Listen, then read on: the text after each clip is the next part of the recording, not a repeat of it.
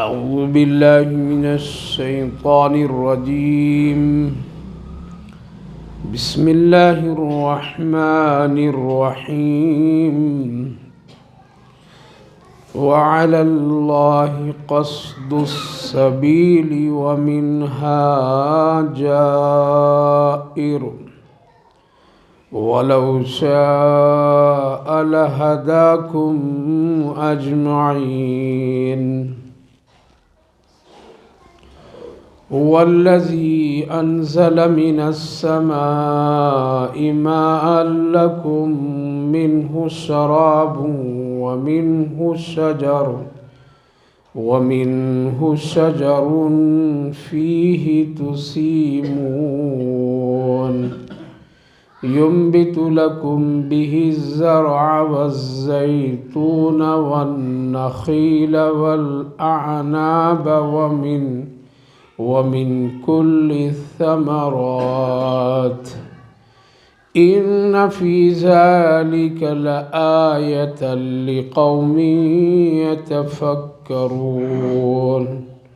وسخر لكم الليل والنهار والشمس والقمر والنجوم مسخرات بأمره إن في ذلك لآيات لقوم يعقلون. وما زرع لكم في الأرض مختلفا ألوانه إن في ذلك لآية لقوم يذكرون. صدق الله العظيم. وعلى الله قصد السبيل ومنها جائر. اور اللہ تک پہنچنے کے لیے سیدھا راستہ ہے اور انہی میں ٹیڑھے راستے بھی ہیں. وَلَوْ شَاءَ لَهَدَاكُمْ أَجْمَعِينَ. اور اگر اللہ چاہتا تو تم سب کو ہدایت سیدھا راستہ عطا فرماتا. هُوَ الَّذِي أَنزَلَ مِنَ السَّمَاءِ مَاءً لَكُم مِّنْهُ شَرَابٌ وَمِنْهُ شَجَرٌ فِيهِ تُسِيمُونَ. وہ اللہ جس نے آسمان سے پانی تمہارے لیے اتارا، انہی میں سے تم پیتے ہو اور انہی میں سے درخت بھی کچھ پیتے ہیں اور بہت سارے جھاڑ. ينبت لكم به الزرع والزيتون. اور اس پانی کے ذریعے سے تمہارے لیے کھیتیاں، زیتون، کھجور، انگور اور بہت مختلف قسم کے میوہ جات. ان فی ذلک لآیۃ لقوم یتفکرون. بے شک یہ سب نشانیاں ہیں ایسی قوم کے لیے جو لوگ اللہ کی نعمتوں میں غور و فکر کرتے ہیں. بھائیو اور بزرگوں، اس سے پہلی جو آیات گزری تھی اور سورت کے شروع میں جو اہم آیات گزری تھی گزشتہ مجلس میں عرض کیا تھا کہ یہ سورۃ النحل یعنی شہد والی سورت اور نعمتوں والی سورت، گویا کہ اللہ رب العالمین نے جو ہم سب کے لیے اس دنیا میں مختلف قسموں کی نعمتیں کھانے پینے پہننے اوڑھنے کے لیے یعنی اس دنیا میں زندگی گزارنے کے لیے جو بھی ایک بندے کو ضرورت وہ ساری نعمتیں اللہ رب العالمین نے جو ہم سب کو عطا فرمایا اس کا یہاں تذکرہ اس سورۃ پاک میں. گویا کہ ایک اللہ نے ایک فہرست ہمارے اور آپ کے سامنے پیش کیا، یہ نعمتیں ہیں، یہ میرے خزانے سے، میرے کارخانے سے ان چیزوں کو میں نے بنا کر کے تمہارے سپرد کیا ہوں، اس کا استعمال کرو۔ اس کا استعمال کرنے کا بدلہ اور عوض قیمت جو کچھ ہے وہ یہی ہے کہ تم خوب استعمال کرو اور خوب شکر ادا کرو۔ لہذا مختلف نعمتیں، ان نعمتوں میں سے سب سے پہلی تو چیز اللہ نے فرمایا کہ ہم نے تم کو پیدا کیا، یہ بہت بڑی نعمت۔ اس کے ساتھ ساتھ اللہ تعالیٰ نے زمین اور آسمان کا تذکرہ، پھر جو ضروریات جانوروں کا تذکرہ، کیسے کیسے تمہارے لیے سواریوں کو میں نے بنایا جس پر تم اپنے ضرورتیں پوری کرتے ہو اور ایک منزل سے دوسری منزل جاتے آتے ہو۔ کھانے پینے کی بھی چیزیں جس کی تفصیلات اس آیت کریمہ میں اللہ نے ذکر فرمایا ہے۔ ان میں سے بیچ میں ایک آیت اللہ رب العالمین نے یہاں ذکر فرمایا وَعَلَى اللَّهِ قَصْدُ السَّبِيلِ وَمِنْهَا جَائِرٌ۔ یہ سب نعمتیں، یہ ساری چیزیں، یہ دنیا میں جو کچھ ہے، اس کو دیکھ کر کے استعمال کر کے دو راستے بنتے ہیں۔ کتنے؟ دو طرح کے لوگ بنتے ہیں۔ ایک ہے کہ ان نعمتوں اور ان چیزوں کو دیکھ کر استعمال کر اللہ تک پہنچنا چاہتے ہیں، اور یہ نعمتیں، یہ چیزیں اللہ تک پہنچنے کے لیے ایک ذریعہ ہے، اللہ کو راضی کرنے کے لیے ایک ذریعہ ہے، اللہ سے دوستی کرنے کے لیے ایک ذریعہ ہے۔ ان چیزوں کے ذریعے سے بہت سارے لوگ اللہ تک پہنچ جاتے ہیں، انہی چیزوں کے ذریعے سے بہت سارے لوگ اللہ تک پہنچ نہیں پاتے، اور اس کے دو راستے سمجھنے کے لیے، ایک سیدھا راستہ اور ایک ٹیڑھا راستہ۔ جو لوگ اللہ تک پہنچ جاتے ہیں وہ راستے کو ہم لوگ کیا کہتے ہیں؟ صراط مستقیم، اور جو لوگ ادھر ادھر ہو جاتے ہیں وہ راستہ گمراہی، ضلالت کا راستہ۔ سوال یہ پیدا ہوتا ہے ان چیزوں سے، جانور کو دیکھ کر، شہد کو دیکھ کر، کھانے پینے کی چیزوں کو دیکھ کر، انگور، انار، کھجور، یہ سب چیزوں کو دیکھ کر کیسے آدمی اللہ تک پہنچے گا؟ کیا یہ سیدھا راستہ ہے؟ سیدھا راستہ کیسے یہ ہو جاتا ہے؟ ظاہر ہے میرے بھائی بزرگوں کہ جب اللہ کی ان نعمتوں میں کوئی آدمی غور کرتا ہے، غور و فکر کرتا ہے کہ یہ کس نے بنایا ہے، اس کی بناوٹ میں اس طرح ترتیب کس نے دی ہے، اس کا رنگ اور ذائقہ کیسا ہے؟ یہ مٹی ہے، کیا ہے؟ مٹی ہے، پانی ہے، ہرا بھرا ایک درخت اس سے نکلتا ہے، پھر اس میں پھول پتیاں سب آتی ہیں، پھر اس میں ایک پھل آتا ہے، مثال انگور کا، انار کا، سیب کا۔ اس میں یہ مزہ، یہ ذائقہ، یہ مٹھاس الگ الگ کون کیا؟ کیا کہیں گے؟ کسان نے کیا؟ کھیتی کرنے والے نے کیا؟ کس کا ہے اس میں کمال؟ کس کی طاقت ہے؟ لہذا آدمی کہے گا کہ اس کے کرنے والا، بنانے والا کون ہے؟ اللہ۔ جب اس نے اس میں غور و فکر کیا، تدبر کیا، اور پھر نام آیا کس کا؟ اللہ کا، یہ کیا ہوا؟ اللہ تک پہنچ گیا، اللہ تک پہنچ گیا، سیدھا راستہ اس نے پا لیا۔ اور اگر وہ بھٹک جاتا، اگر وہ ادھر ادھر، نہیں، اس کے بنانے والے نے، کسان ہے، کھیتی کرنے والا ہے، دانہ ڈالنے والا ہے، پانی ڈالنے والا ہے، ہل چلانے والا ہے، اس میں وہ جو کیمیکل ڈالا اور بنایا وہ ہے، تو کیا ہو گیا؟ یہ بھٹک گیا، سیدھے راستے سے بھٹک گیا۔ تو پتہ یہ چلا کہ جتنی نعمتیں ہیں اور جتنی چیزیں ہم اور آپ استعمال کرتے ہیں، اگر اس کا استعمال کر کے شکر ادا کر دیا، اللہ کی طرف ساری چیزوں کو منسوب کر دیا، تو پھر کیا ہے؟ آدمی سیدھے راستے تک چلا جاتا ہے۔ اسی لیے اللہ فرمایا کہ وَعَلَى اللَّهِ قَصْدُ السَّبِيلِ، یہی ہے سیدھا راستہ، اسی سے تم ہمارے تک پہنچو گے، اسی سے ہمارے رضا، ہمارے تک تم آ سکتے ہو، اور اگر میرا کھایا، میرا پیا، میرا سب کچھ کیا اور پھر بھٹک گیا تو تم سیدھے راستے پر نہیں آ سکتے ہو۔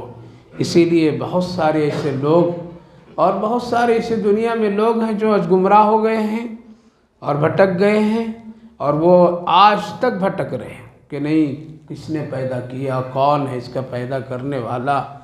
کسی نے کہا اپنے آپ یہ دنیا چل رہی ہے، کسی نے کہا کہ نہیں یہ فلاں سائنسدانوں کی تجربے اور اس کی محنتوں اور اس کے تمام کوششوں سے یہ دنیا چل رہی ہے، کسی نے کہا کہ نہیں اس کا چلانے والا ایک نہیں بہت سارے لوگ ہیں، کسی نے کہا کہ نہیں ایک ہی ہے۔ یہ بھٹکنے کی بات ہوئی نا، لہٰذا آج دنیا میں بہت سارے لوگ بھٹک گئے، بہت بھٹک گئے، لیکن جن لوگوں نے غور و فکر کیا، تدبر کیا، اور جو لوگ اللہ کی طاقت کو طاقت سمجھا اور یہ سمجھا کہ نہیں چلانے والا ایک ہی ہے، دو ہوتے تو ایسا ہو جاتا، اپنے سے یہ دنیا نہیں چل سکتی ہے، ایک معمولی سی شے نہیں چل سکتی ہے، ایک معمولی سی چیز بغیر کسی کے بنانے چلنے چلانے کے نہیں چل سکتی، تو اتنا بڑے کائنات اور یہ دنیا کیسے چل سکتی؟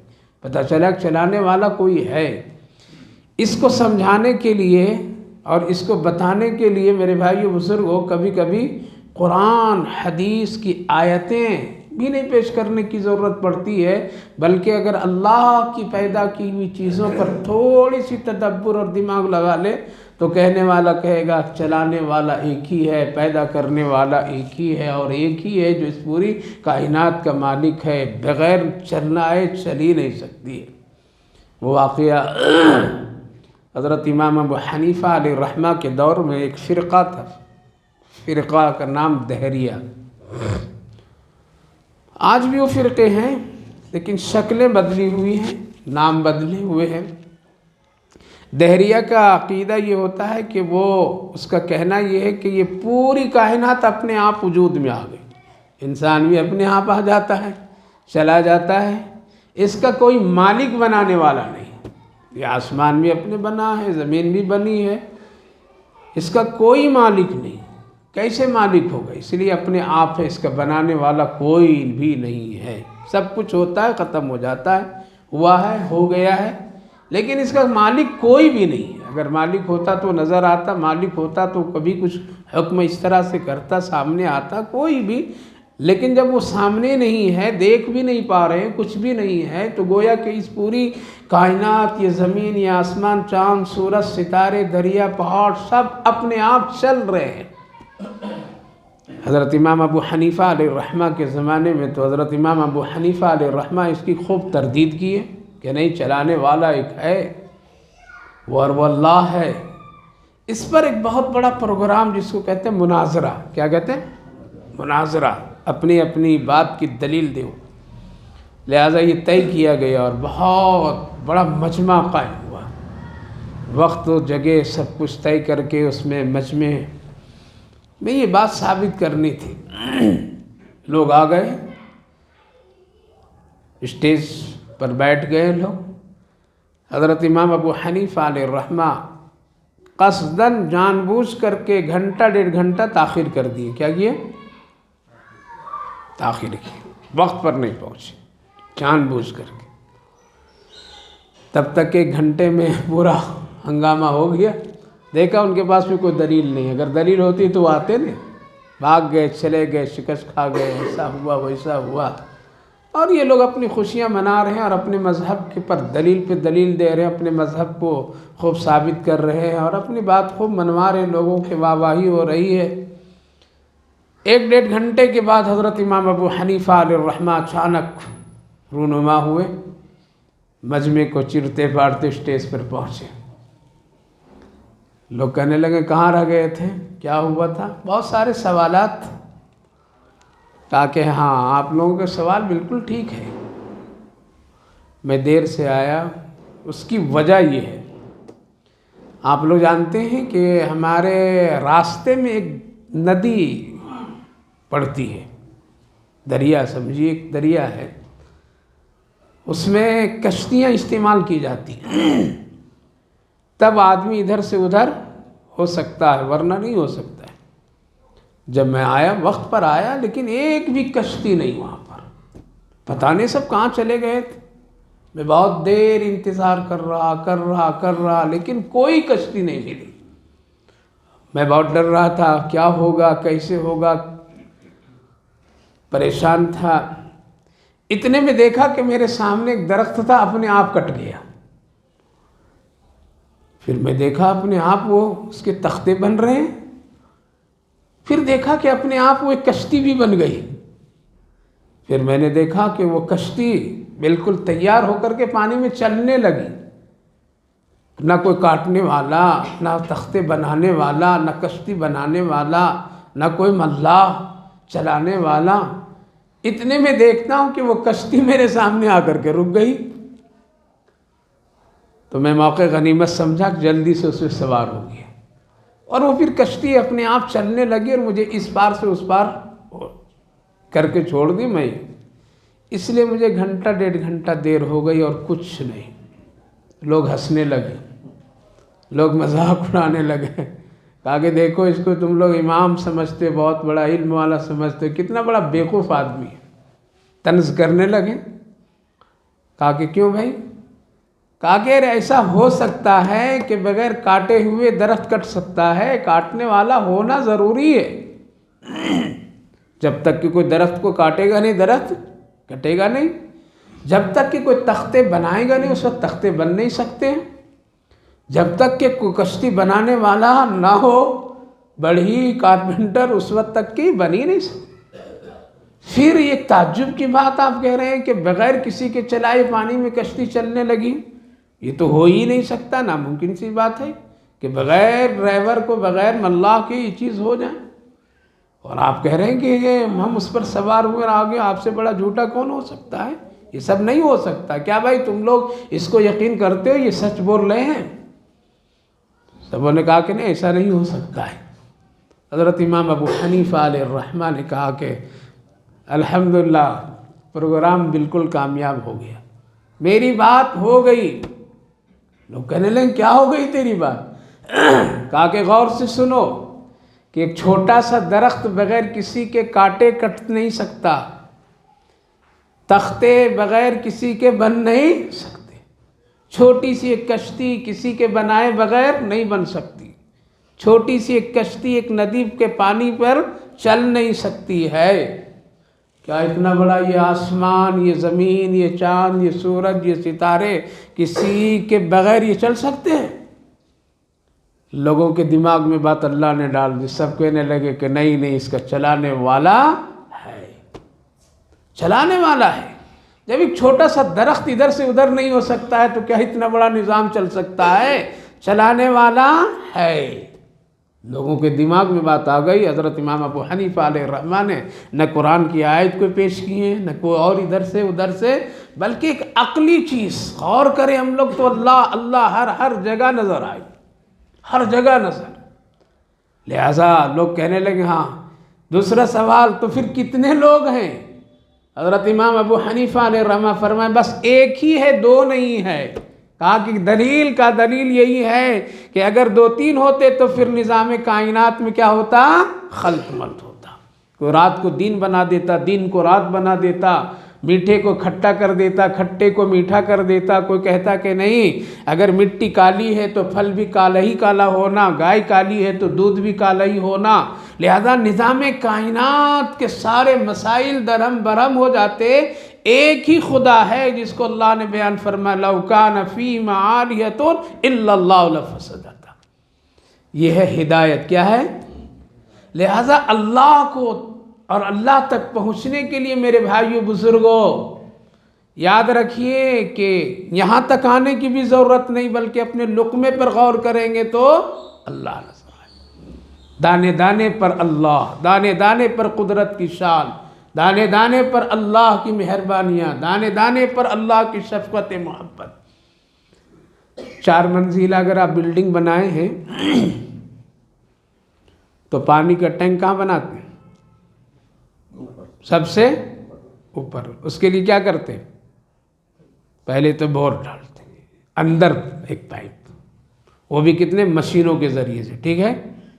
کتنا خرچ آتا ہے وہ اللہ مالک نیچے پانی نکالنے کے لیے پائپ مشینیں، پھر اس کے ذریعے سے 4 منزلیں پر انیر کا درخت دیکھیں، انیر معلوم نہیں پیتے، وہ کیا کہتے ہیں، ناریل نا جھاڑ، دیکھیں کتنا لمبا ہوتا ہے،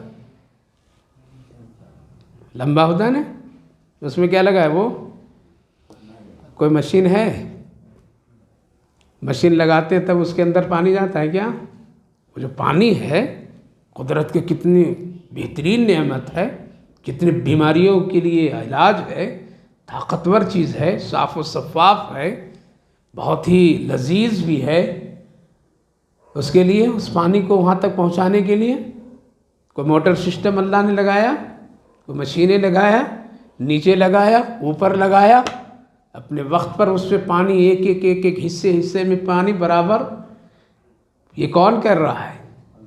اللہ۔ یہی تو پہچان ہے، یہی تو سیدھا راستہ ہے، یہی تو ہدایت کا راستہ ہے، یہی تو توحید ہے۔ کیا ہے؟ توحید۔ اب اگر کوئی کہہ دے کہ نہیں ایسا ویسا فلاں ڈھکاں اگر مگر، تو پھر کیا ہو گیا؟ قصہ ختم۔ اس لیے اللہ رب العالمین نے فرمایا وَعَلَى اللَّهِ قَصْدُ السَّبِيلِ وَمِنْهَا جَائِرٌ۔ اگر تم غور و فکر کرو گے میری ان نعمتوں پر، غور و فکر کرو گے ان چیزوں پر، اس کو کس نے بنایا؟ مٹی ایک، پانی ایک، ہوا ایک، دھوپ ایک، لیکن ایک پھل میٹھا ہے، ایک پھل کھٹا ہے، ایک کا رنگ لال ہے، ایک کا سرخ ہے، ایک کا سفید ہے، ایک کا پیلا ہے، ایک کا زرد ہے، فلاں ہے فلاں ہے۔ یہ کون بدلتا ہے؟ اس کو بدلنے والا کون ہے؟ ہم اور آپ کہیں گے کون؟ اللہ ہے۔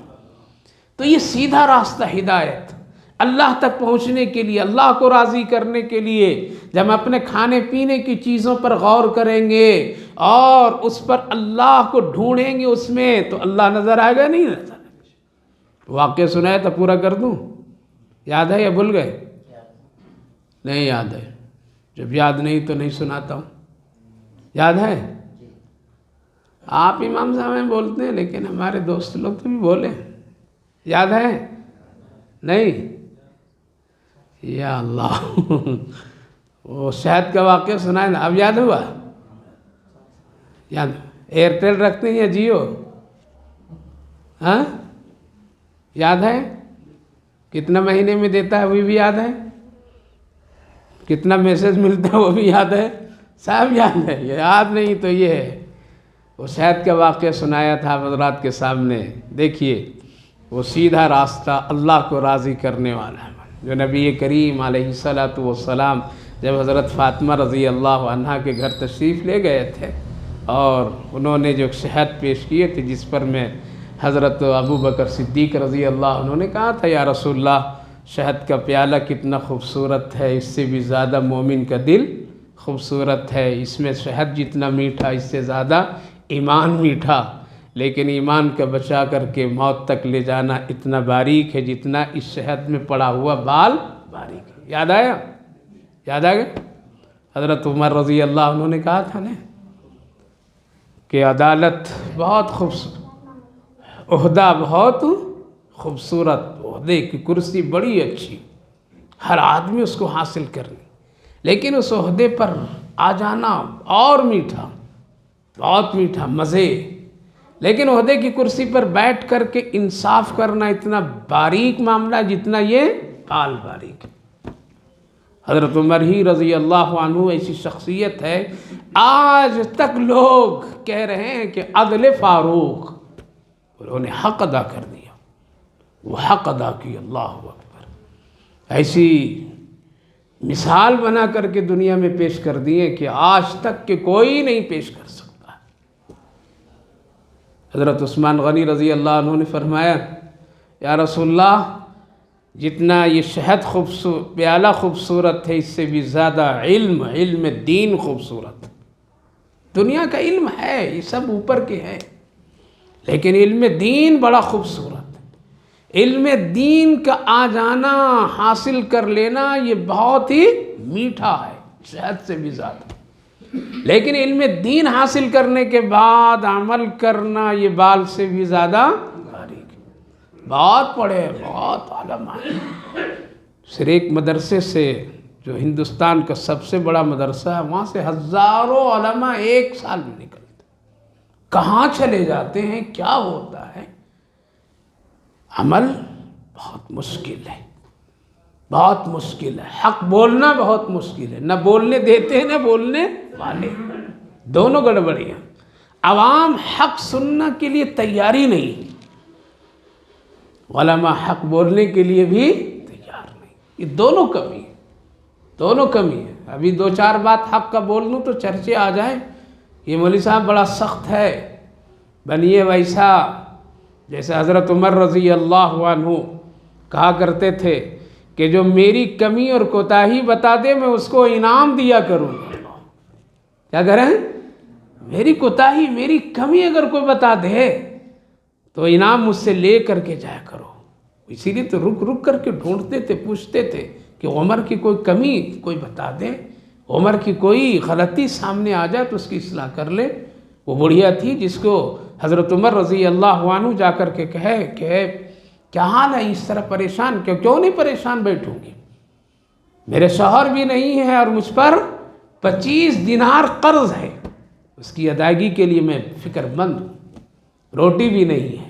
کہا کہ عمر نے خبر نہیں لی تیری؟ کہا کہ اس عمر نے خبر نہیں لی میں۔ کیوں کہ نہیں خبر لی؟ ٹھیک ہے، لیکن جب رسول اللہ کے سامنے میں حاضر ہوں گے تو عمر کی میں شکایت کر دوں گی۔ اللہ، حضرت عمر وہی ہے سامنے۔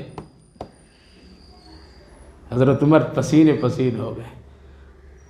کہا کہ عمر کو کیا پتا تمہارے حال کے؟ کہا کہ جب پتہ ہی نہیں تو پھر امیر المومنین کیوں بنا ہے؟ وہ ایسا بولنے والا کوئی آج کیوں بنے؟ وہ بھاگے بھاگے آئے، جلدی سے 25 دینار لائیں اور وہ سب لا کر کے پیش کیے۔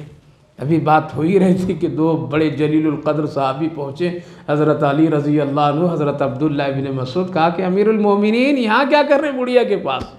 بڑھیا جو ہی امیر المومنین کا نام سنے تو پسینے ہو گئی کہ اچھا میں نے انہی کے بارے میں کہا کہ امیر المومنین غلطی ہو گئی مجھ سے۔ کہا کہ کچھ نہیں، تو اپنا حق ادا کی، میں اپنا حق ادا کی۔ تم جو وہ بات بولی ہے نہیں کہ شکایت کر دوں گا رسول اللہ سے، وہ معاف کر دے، رسول اللہ سے میری شکایت نہیں کرنا۔ جاؤ عمر، اب نہیں کروں گا شکایت، جاؤ امیر المومنین، نہیں کروں گی شکایت آپ کی۔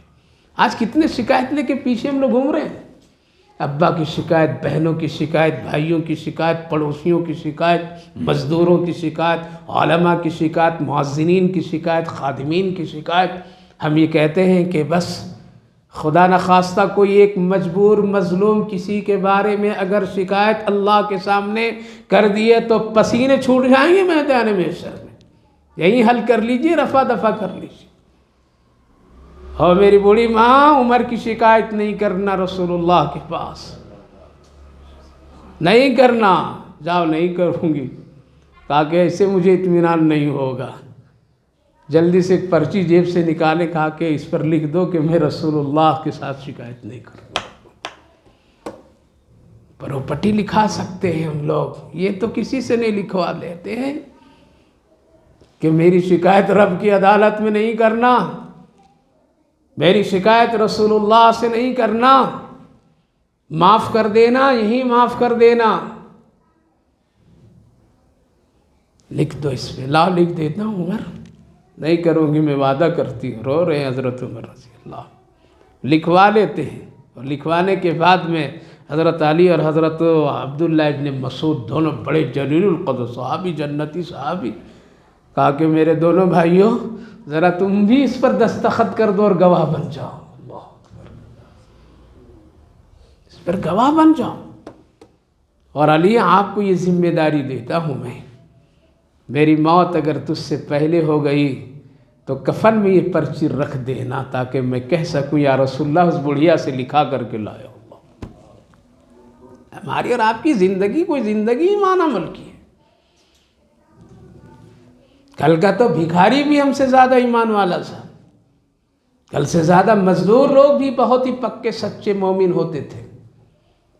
کل کے وہ لوگ بھی ڈرتے تھے کہ مجھے سامنا کرنا ہے رسول اللہ صلی اللہ علیہ وسلم، ان کی شفاعت کے بغیر ہماری نجات نہیں ہوگی، ڈرتے تھے لوگ۔ آج تو پڑھے لکھے لوگ، ہم جیسے لوگ، کوئی نہیں ڈر رہے۔ مست ہیں اپنی زندگی میں، قبر تیار ہے۔ اس لیے میرے بھائیوں بزرگوں، کسی کی شکایت لے کر کے مت جاؤ، یہی رفع دفع کر لو، یہی رفع دفع کر لو۔ حضرت عثمان غنی رضی اللہ عنہ اسی لیے کہتے ہیں کہ علم دین کیا ہے؟ بہت میٹھا، اس پر آ کر کے حاصل کر کے انصاف کی بات کرنا، عمل کی بات کرنا، عمل کرنا یہ بال سے بھی زیادہ باریک ہے۔ کر کے چلے گئے لوگ، کر کے چلے گئے، مثالیں بنا دی۔ حضرت علی نے بھی کہا تھا، اللہ کے رسول مہمان کا آنا گھر میں شہد کے پیالے سے بھی زیادہ خوبصورت، مہمان نوازی کرنا شہد سے بھی زیادہ، مہمانوں کو خوش کر کے گھر سے رخصت کرنا یہ بال سے بھی زیادہ باریک۔ شکوے مت کرو، جو مل جائے کھا کر کے اللہ کا شکر ادا کرو، کسی کی کمی نکالنے کی کوشش مت کرو۔ اس دنیا میں ہم سب کمی کے ساتھ میں ہیں، کوئی مکمل نہیں ہے۔ مت ڈھونڈیے کسی کی کمی، مت ڈھونڈیے کسی کی کوتاہیاں، جو مل جائے شکر، جو کہہ لیں شکر، کمیاں نہ نکالیے کسی کو۔ چار رہ گئے تھے، حضرت فاطمہ رضی اللہ عنہا دیوار سے سن رہی تھی، کہا کہ ابا جان کیا بات ہو رہی ہے، اللہ کو راضی کرنے والی بات، اللہ تک پہنچنے والی بات، اللہ کی نعمت سے، اللہ کی نعمتوں کا تذکرہ یہ ہے، وَعَلَى اللَّهِ قَصْدُ السَّبِيلِ، کہ اللہ تک پہنچنا چاہتے ہیں تو اللہ کی نعمتوں پر شکر ادا کیجیے، چرچا کیجیے، ذکر کیجیے، ڈھونڈیے کہ یہاں ہے اللہ، یہاں ہے اللہ، یہاں ہے اللہ۔ ابا جان، ایک عورت، حیا والی عورت اس پیالے سے بھی زیادہ خوبصورت ہوتی ہے۔ حیا،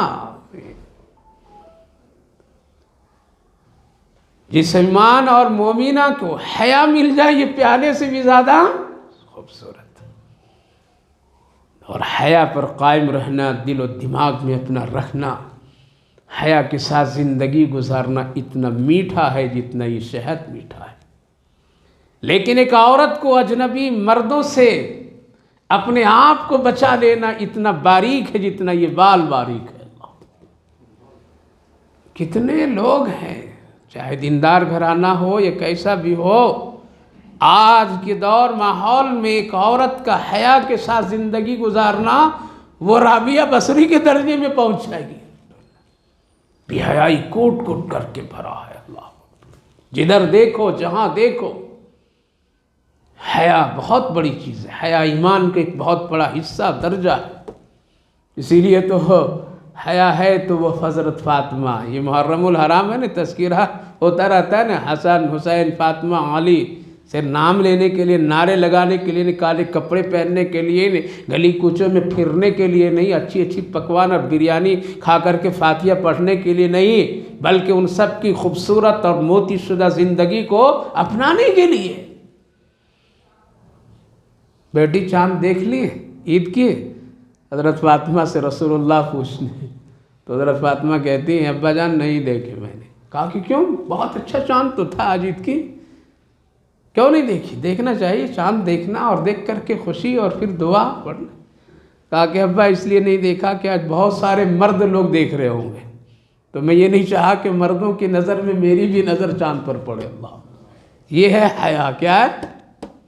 باپ بھی ایک ہی صوفے پر بیٹھا ہے، بھائی بھی بیٹھا ہے، بڑی بہن بھی بیٹھا ہے، چھوٹی بھی بیٹھا ہے، ماں بھی بیٹھا ہے، سیریل دیکھ رہے ہیں، فلمیں دیکھ رہے ہیں، ٹانگیں کھلی ہوئی دیکھ رہے ہیں، گانے سن رہے ہیں، اچھلنا کودنا پکڑنا سب کچھ دیکھ رہے ہیں۔ یہ کیا حیا ہے؟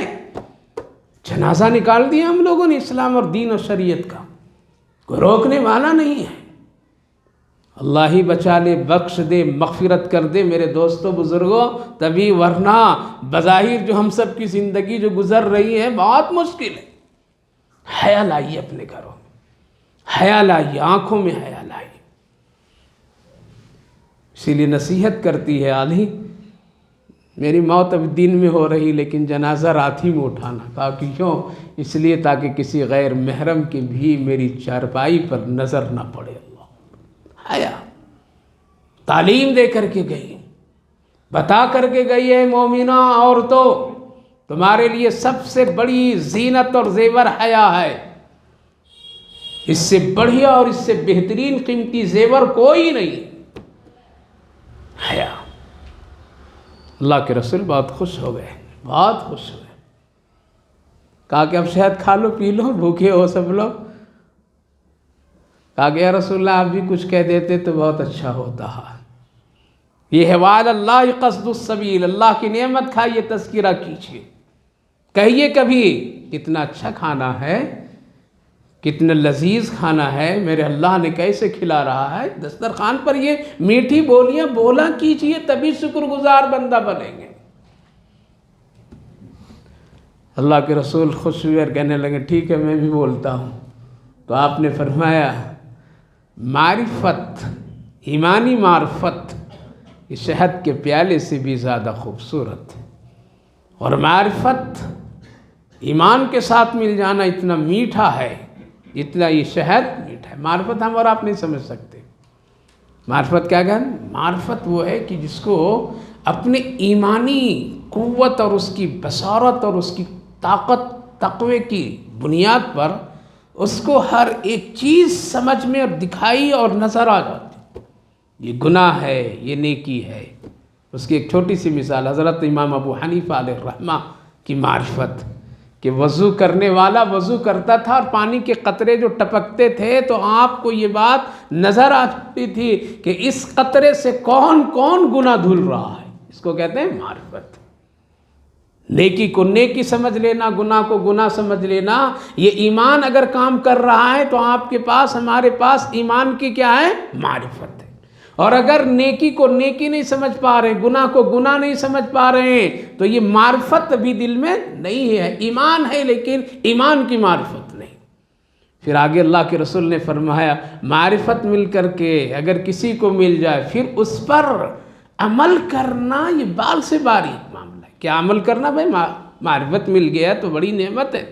معرفت ملنے کے بعد کسی کی عیب نظر تجھے آ جائے تو اس کو چھپا لینا، یہ ہے کمال. کیا ہے؟ یہ ہے کمال. نہیں مجھے تو معلوم ہو گیا، مجھے تو دیکھا اس کا ایسا. چرچا مت کرو کسی کا عیب کا، کسی کی کمی کا چرچا نہیں کرو.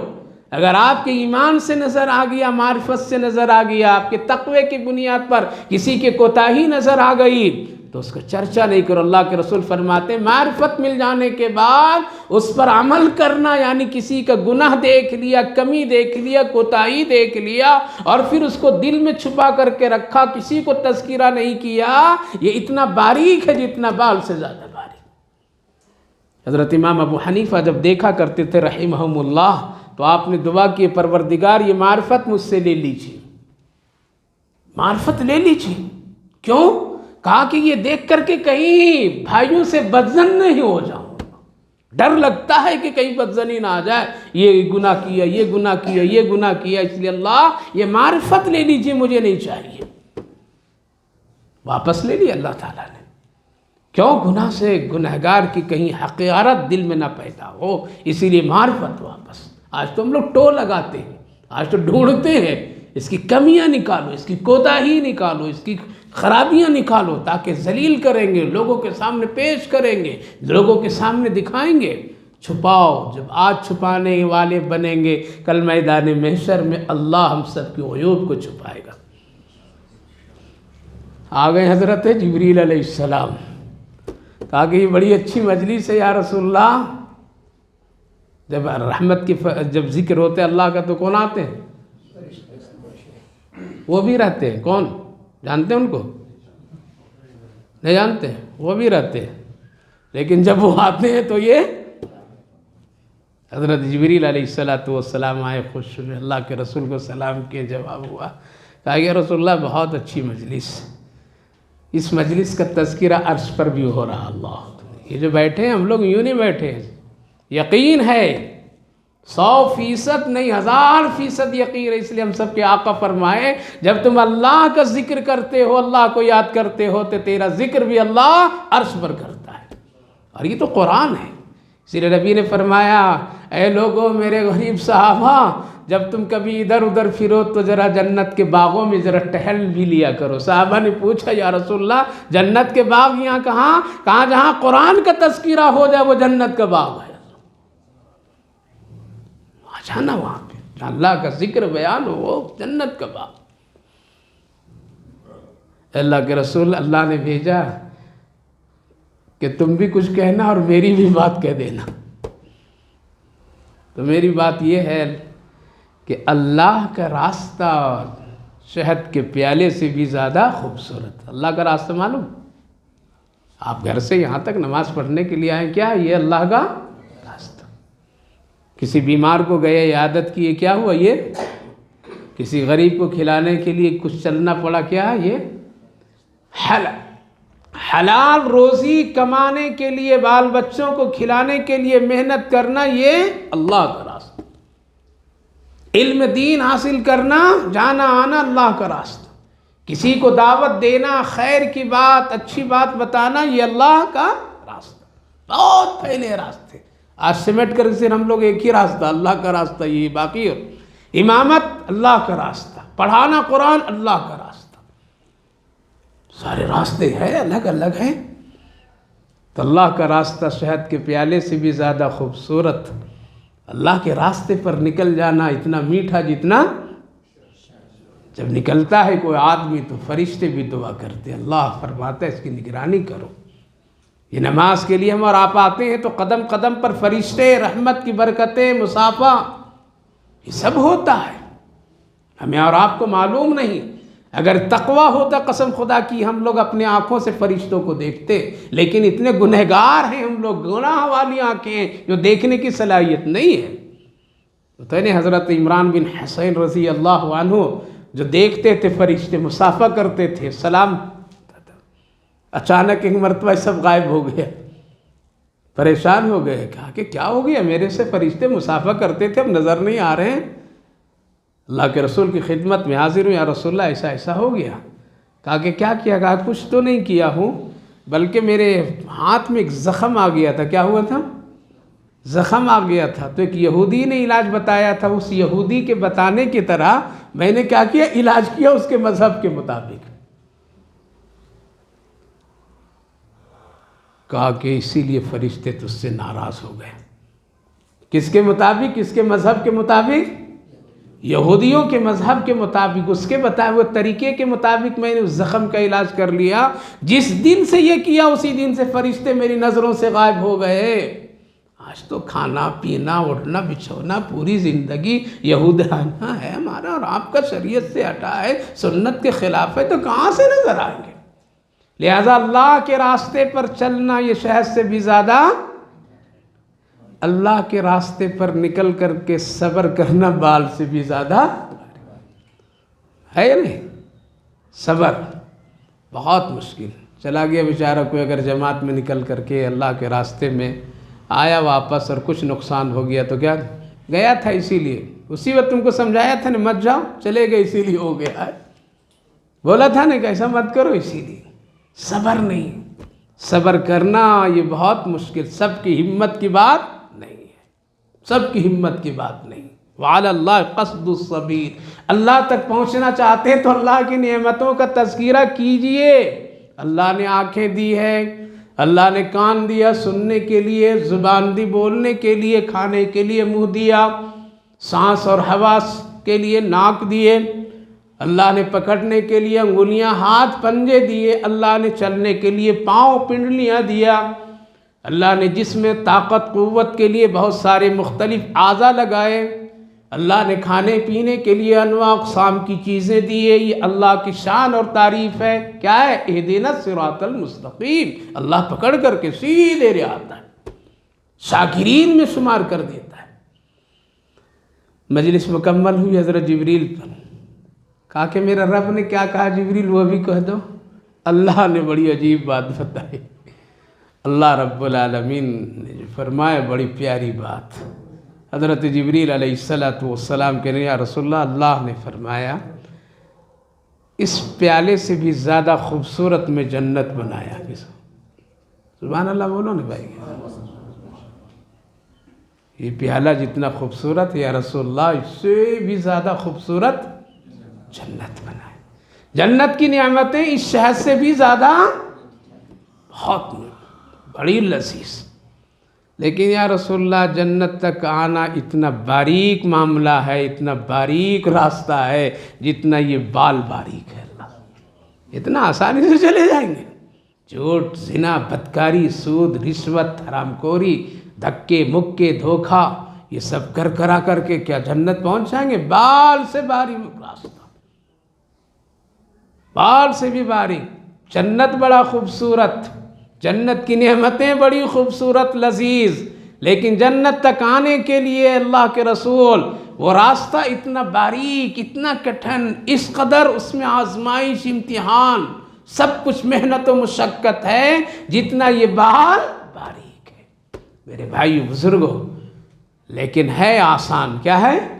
ہے آسان، اللہ نے آسان بنایا ہے، ہم اور آپ اس کو مشکل سمجھا ہے۔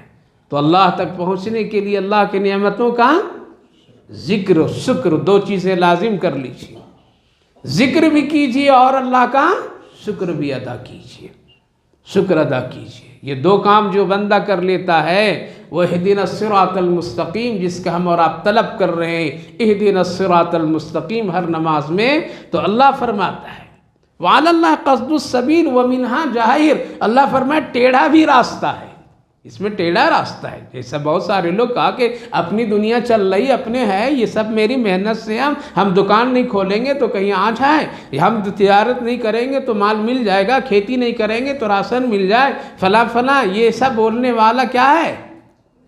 ایک بات اور بہت ضروری بولتا ہوں، سن لیجئے، کان میں بیٹھا لیجئے، کبھی بھی نہ بولیے، نہیں ایمان چلا جائے گا۔ کیا؟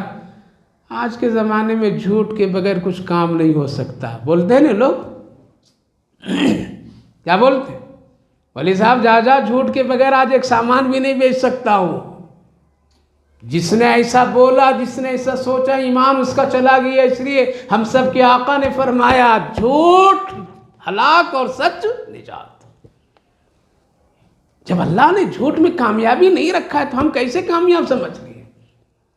لہٰذا آج مسلمان بولتے ہیں، لوگ بولتے ہیں، تاجر بولتے ہیں، پڑھے لکھے لوگ بولتے ہیں، جھوٹ نہ بولیں تو چلے ہی گا نہیں آج کل۔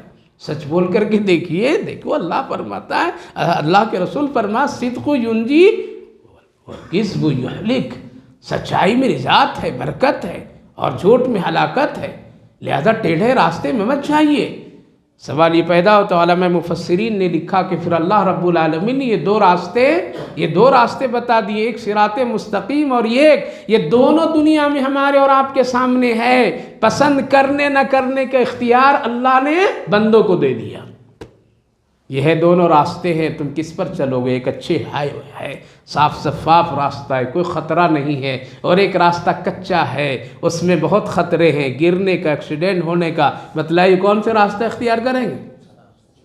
یہ راستہ سیدھا، اس میں تو ہم چالاک ہیں، اس میں تو ہوشیار ہیں، اس میں تو ہم بہت ہی ہوشیاری سے کام کرتے ہیں۔ اسی طرح یہ دو راستہ، ایک جنت کا راستہ، ایک جہنم کا راستہ۔ جنت میں جانے والے راستے کا نام، اس ہائی وے کا نام اہدنا الصراط المستقیم، نام بھی بتا دیا اللہ نے، کام بھی بتا دیا، اور اس راستے پر چلانے کا طریقہ بھی اپنے نبیوں، رسولوں، صحابہ، ولیوں، علماء سب کو کیا کیا؟ اس کو بھیج کر کے بتا دیا، یہ ہے سیدھا راستہ۔